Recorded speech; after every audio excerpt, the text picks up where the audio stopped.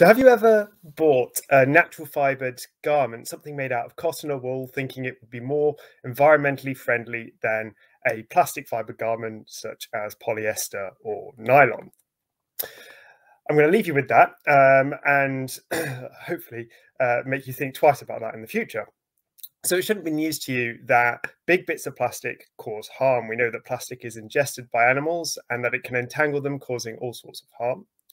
And you might have also heard of microplastic pollution, not just from the presentation that came before myself. So a microplastic is anything smaller than 5 millimeters in its largest dimension. And to give you an idea of scale, that's about the size of one of the studs on top of a Lego brick. What you might not have heard about, though, is plastic microfiber pollution. So these are the textile fibers that come off your clothes during day-to-day wear. And also when we wash them, they come out of our washing machine and enter wastewater treatment plants, which is what this little green box is meant to show. And some of these are removed in wastewater treatment, but a lot of them pass through into receiving water, so into rivers and lakes and ultimately into the ocean.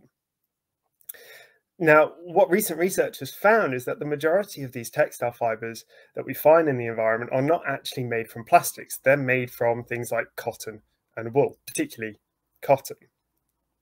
What we don't know, though, is how the risks associated with these natural textile fibers compare to those of the plastic ones that are so much more common in the news and in academic research.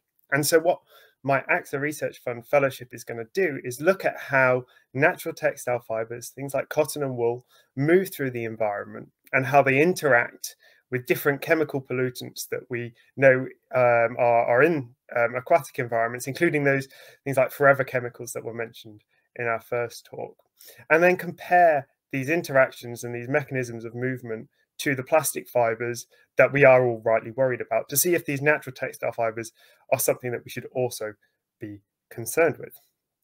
Thank you very much.